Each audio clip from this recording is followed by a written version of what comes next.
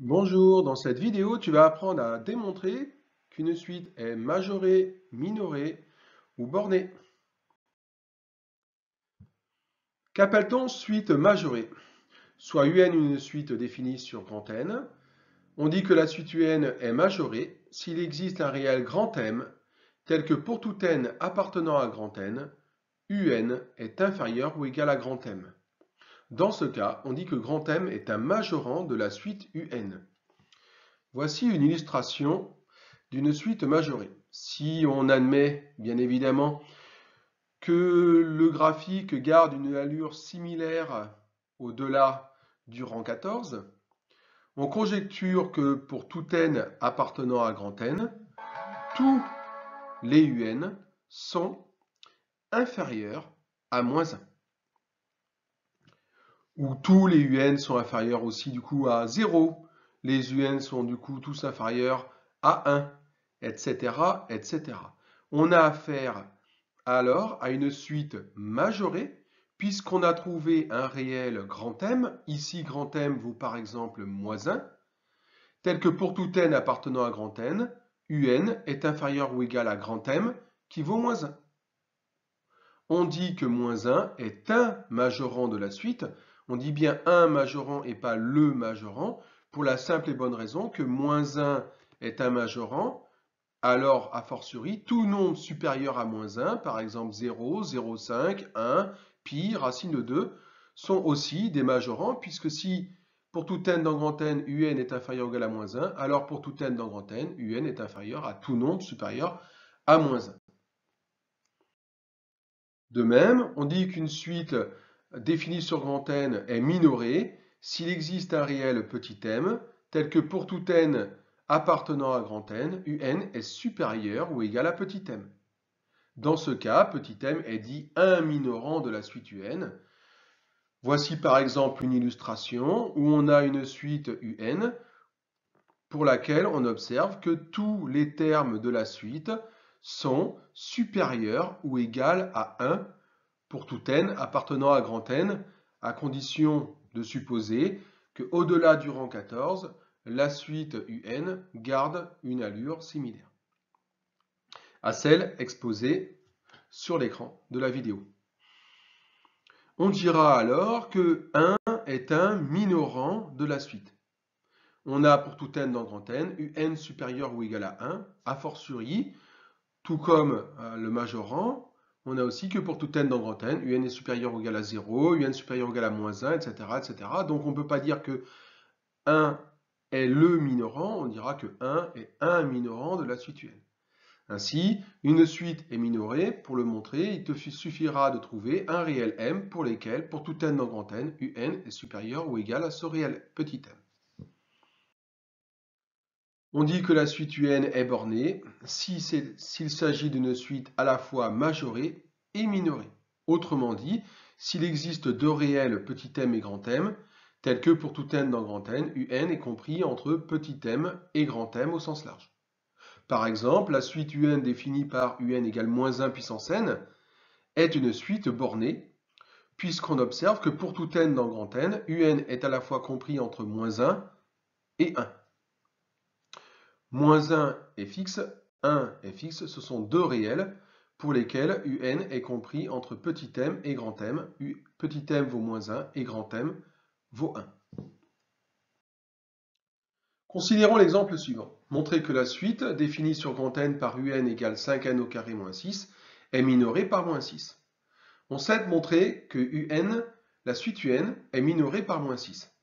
Pour cela, il suffit de montrer que pour tout n dans grand N, UN est supérieur ou égal à -6. Alors a-t-on UN supérieur ou égal à -6? Au lieu de montrer que UN est supérieur ou égal à -6, il suffit tout simplement de montrer que UN plus 6 est supérieur ou égal à 0. Alors a-t-on UN plus 6 supérieur ou égal à 0? C'est la question qu'il va falloir vous poser et le démontrer. Pour cela, on va calculer UN plus 6 et on va montrer que c'est bien un nombre positif pour tout n dans grand N. Autrement dit, il faudra faire éventuellement une étude de signe. UN plus 6 est égal à 5n au carré moins 6 plus 6. c'est-à-dire 5n au carré. Or, un carré est positif, 5 est un nombre strictement positif, donc par produit, un plus 6 est supérieur ou égal à 0. Il vient que la suite un est minorée par moins 6, tout simplement. Autre exemple d'illustration, montrer que la suite définie sur grand N par un égale cosinus de n est bornée. Il faut donc trouver deux réels petit m et grand M tels que un est compris entre petit m et grand M. C'est-à-dire cosinus n est compris entre petit n et grand M. En fait, là c'est clairement du cours. Tu es censé savoir, d'après le cercle trigonométrique, que pour tout réel x, cosinus x est compris entre moins 1 et 1. A fortiori, pour tout n appartenant à grand N, on a cosinus n qui est compris entre moins 1 et 1. On a alors trouvé deux réels, petit m et grand M, tels que pour tout n appartenant à grand N, un est compris entre petit m et grand M. Petit m égale moins 1 convient, et grand M égale 1 convient. Ce sont bien des réels, ce sont des nombres fixes.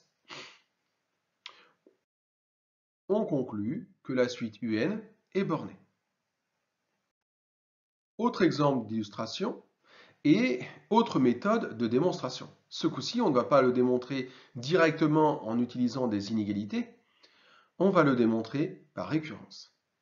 On considère la suite Vn définie par V0 égale 1 et pour tout n dans grand N, Vn plus 1 égale 1 demi de Vn plus 1. Montrer par récurrence que la suite Vn est minorée par 0. On te demande de montrer que la suite Vn est minorée par 0. Ce qui signifie que pour tout n appartenant à grand N, on a Vn supérieur ou égal à 0. Montrons-le par récurrence. L'introduction est soit P de n, la propriété définie pour tout n appartenant à grand N, par Vn supérieur ou égal à 0. Initialisation. Ici, V de 0 égale 1, et V0 est donc supérieur ou égal à 0. Ainsi, la propriété est vraie quand n égale à 0, P de 0 est vrai. Hérédité. Soit n appartenant à grand N, supposons que P de n est vrai.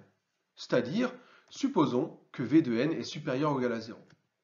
On souhaite montrer que P de n plus 1 est vrai, c'est-à-dire Vn plus 1 supérieur ou égal à 0. Partons de l'hypothèse P de n vrai, c'est-à-dire V de n supérieur ou égal à 0. Pour aboutir à V de n plus 1, il faut utiliser la définition de la suite qui est définie par récurrence à l'aide de la formule Vn plus 1 égale 1 demi de Vn plus 1. Pour aller de Vn à Vn plus 1, il te faut multiplier Vn par 1 demi, puis ajouter 1. C'est exactement ce que nous allons faire sur l'inégalité. Nous allons d'abord la multiplier par 1 demi, puis ajouter 1, chacun des membres. En multipliant chaque membre par 1 demi, étant donné que 1 demi est un nombre positif, strictement, on obtient 1 demi de Vn supérieur ou égal à 0, puisqu'on ne change pas l'ordre.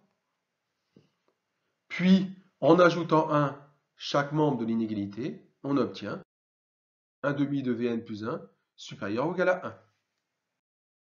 C'est-à-dire Vn plus 1 supérieur ou égal à 1.